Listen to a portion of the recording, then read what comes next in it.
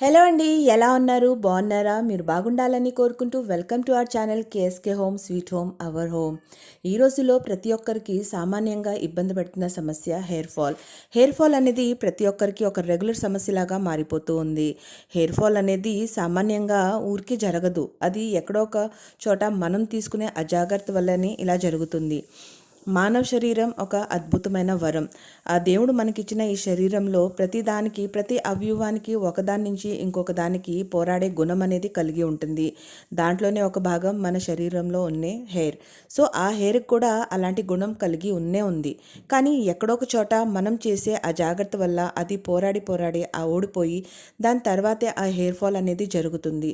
So ఎటువంటి అజాగ్రత్తలు మనం తీసుకుంటున్నాం, మనం చేసే చిన్న చిన్న తప్పులు ఏవైతే ఉన్నాయో మన హెయిర్ ఫాల్కి కారణం అవుతుంది అనేది మనం ఇప్పుడు తెలిసి ఈ వీడియోలో తెలుసుకుందాం. కానీ దానికైనా ముందు మీలో ఎవరైనా ఇంకా మా ఛానల్ని సబ్స్క్రైబ్ చేయకపోతే వెంటనే సబ్స్క్రైబ్ చేయండి. పక్కనే ఉన్న బెల్ ఐకాన్ని ప్రెస్ చేయండి. దాంతో మేము పెట్టే ఇటువంటి ఎన్నో ఇంట్రెస్టింగ్ వీడియోస్ వెంటనే మీ దగ్గరికి నోటిఫికేషన్ రూపంలో వచ్చేస్తుంది. సో ఇప్పుడు మనం వీడియోలోకి వెళ్తే, మన పూర్వకాలంలో మన పెద్దవాళ్ళు వారానికి 2 సారే తలస్నానం చేసేవాళ్ళు. కానీ వాళ్ళ హెయిర్ చాలా హెల్దీగా గ్రోగా ఉండేది, చాలా పొడువుగా ఉండేది, అలాగే చాలా దృఢంగా కూడా ఉండేది. వాళ్ళు ఎటువంటి షాంపూస్, ఎటువంటి స్పా ట్రీట్మెంట్స్ అనేవి తీసుకునేవాళ్ళు కాదు. జస్ట్ కేవలం కుంకుడుగాయలతో వాళ్ళు తలస్నానం చేసేవాళ్ళు. బట్ ఈ రోజుల్లో మనం రోజు తలస్నానం చేస్తున్నాం, అయినా కూడా మన హెయిర్ అనేది బాగా రాలిపోతూ ఉంది. దానికి కారణం ఎక్కడో ఒక చోట మనం తీసుకునే జాగ్రత్తలు.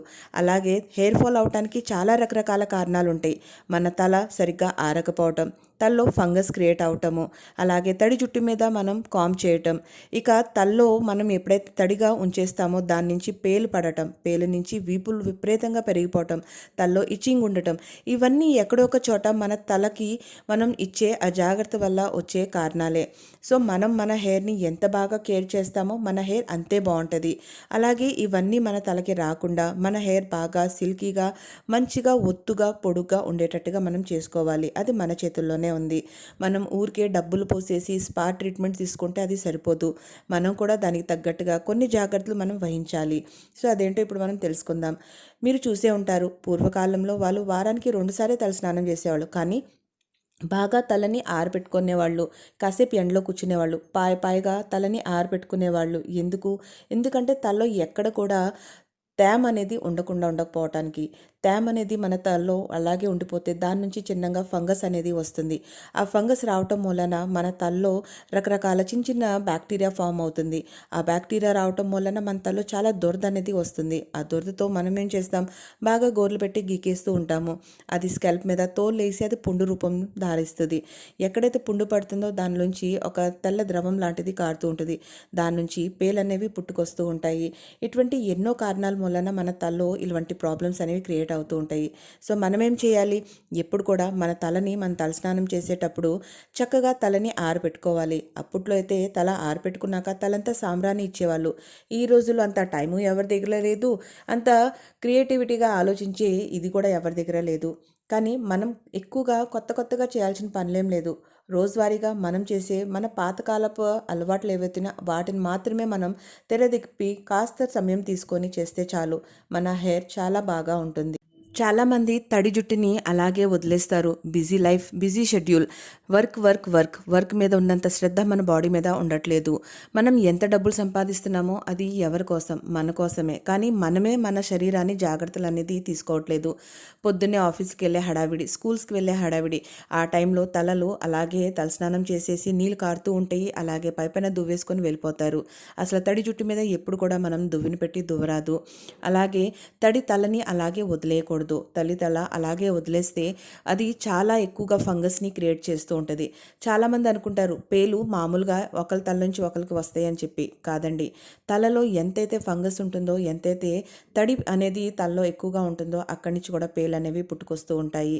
సో చాలామంది దీనికోసం బయట ఎన్నో రకాల షాంపూస్ని వాడుతూ ఉంటారు. అవన్నీ కెమికల్స్.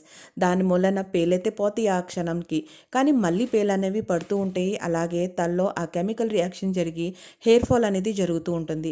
సో ఈరోజు ఒక చిన్న హోమ్ రెమెడీ, దాంతో మీరు ఇంట్లోనే ఎటువంటి డబ్బు ఖర్చు లేకుండా, ఎటువంటి సైడ్ ఎఫెక్ట్ లేకుండా, ఎటువంటి కెమికల్ రియాక్షన్ మీ హెయిర్ మీద పడకుండా చక్కగా మీరు ఇంట్లోనే చేసుకోవచ్చు. దానికి కావాల్సింది మనకి యాపాకు, అలాగే అలోవెరా. ఈ 2 మనకి తెలిసినవియే. ప్రతి దగ్గర చాలా సులువుగా దొరికేవియే. అయితే పేలు పడటానికి ఇంకా కొన్ని కారణాలు నేను చెప్తాను మీకు. అలాగే హెయిర్ ఫాల్ అవ్వటానికి కూడా కారణాలు చెప్తాను. మన శరీరం ఎలా అయితే మనం రోజు మామూలు స్నానం చేస్తామో, మన నోటిని మనం రోజు బ్రష్ చేసుకొని శుభ్రం చేసుకుంటాం. మన తల కూడా అదొక పార్ట్, మన బాడీలోనే ఒక పార్ట్.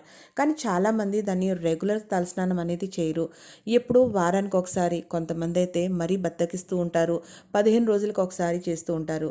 మన తలని మనం ఎంత శుభ్రంగా ఉంచుకుంటామో అంతే మన హెయిర్ అనేది బాగా ఉంటుంది. మన మైండ్ కూడా ఫ్రెష్గా ఉంటుంది.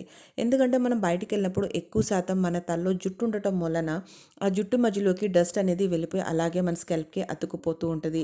మనం ఆయిల్ పెట్టినా సరే, మామూలుగా ఇంకేదైనా మనం చేసుకొని వెళ్ళినప్పుడైనా సరే, అది డస్ట్ అనేది ఎక్కువ శాతం దాంట్లో అతుక్కొని ఉంటుంది. అటువంటి తలని మీరు కనీసం వారానికి 3 సార్లైనా తలస్నానం చేయాలి.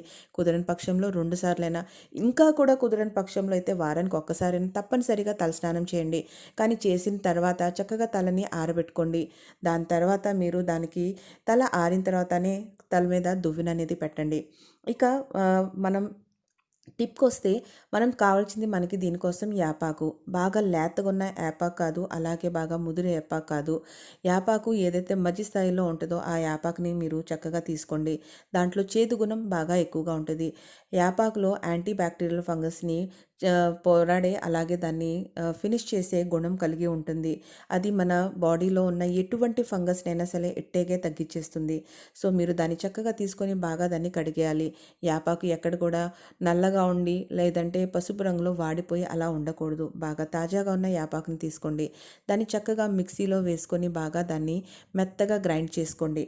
అలా గ్రైండ్ చేసిన తర్వాత దాన్ని ఒక వడకట్టేది తీసుకొని దాని లోపల వేసి దాన్ని బాగా స్పూన్తో ఒత్తేసేసి దాన్ని రసం ఏదైతే ఉంటుందో చక్కగా దాన్ని ఒక బౌల్లోకి తీసుకోండి.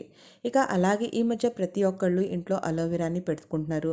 సో, అటువంటి న్యాచురల్గా మీకు వచ్చే అలోవెరా ఏదైతే ఉంటుందో దాన్ని తీసుకొని ఆ అలోవెరా గుజ్జు ఏదైతే ఉందో దాన్ని చక్కగా దాని లోపల నుంచి తీసేసి దాన్ని బాగా స్మాష్ చేయండి మీ చేతులతో.